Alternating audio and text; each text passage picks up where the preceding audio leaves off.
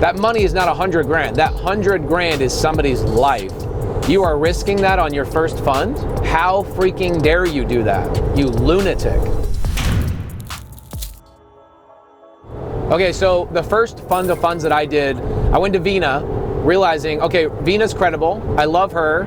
I see her assets she owns. I love her charisma. She's more my style, like really loves on her clients.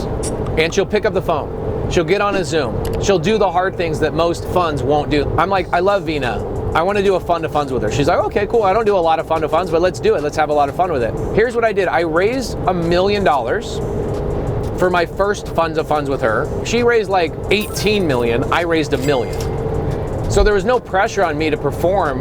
What she actually did for me, this is what, shout out to Veena. Veena came to me, she's like, I love Pace, I love what he's doing for the industry, and his whole community is like changing the industry, and I want to be a part of that. So there was a trade-off there. So what she did is she had already raised her 18 million. She actually went back to some of her investors and said, hey, we're oversubscribed. And she gave $1 million back to investors so that I could raise $1 million in their place.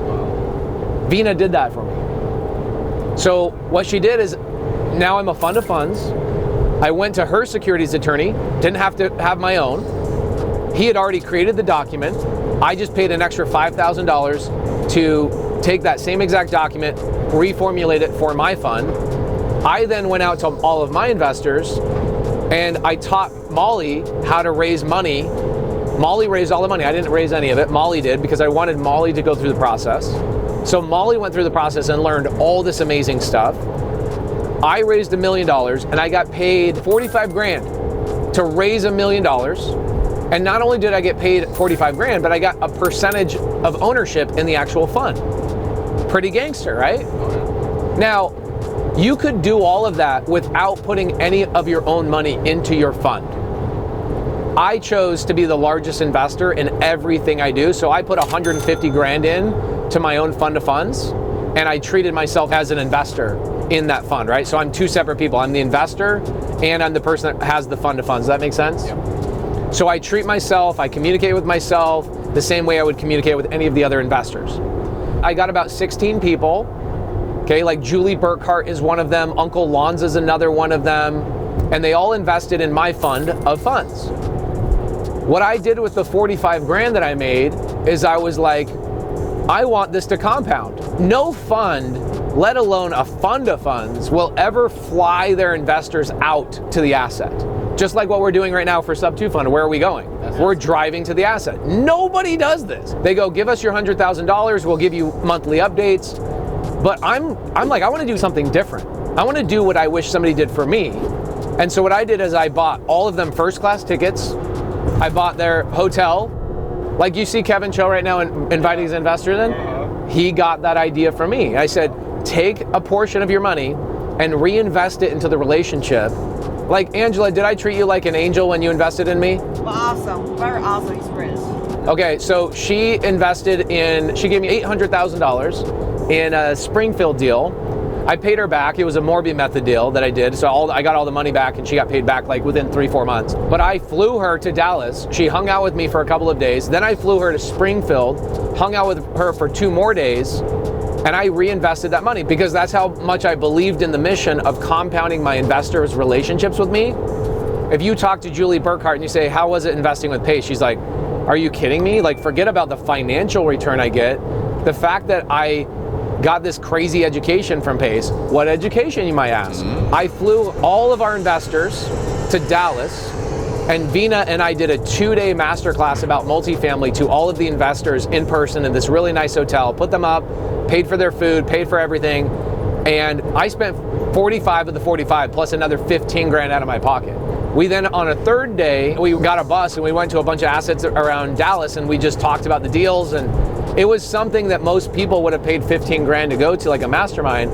I just put that all on for them and spent $60,000 to do so. So I did that, plus I flew them out to the asset. And we hung out in North Carolina and Charlotte at the 408 unit that we all own together. We had our graphic designers make their faces with the asset in the back and like hand-drawn cartoon figures of all of them standing on the 408 unit deal. Like right now, if you go into Instagram GIFs and you type in 408, you'll see all of our investors' names in Instagram as a GIF of that asset. Like, I invested time and energy. I spent all that money pouring it back into those investors. Do you think those investors would invest with me again? Yes! And more importantly, do you think those investors were highlighted on my YouTube channel, which then showed my audience how I treat my investors?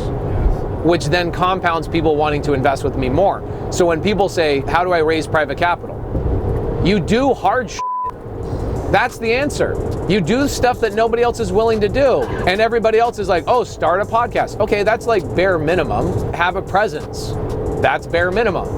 What are you doing to make your investors feel special? Because they are. They went and worked their entire lives to get a chunk of money, and that money that they're giving to you represents a significant portion of their sacrifice of their life.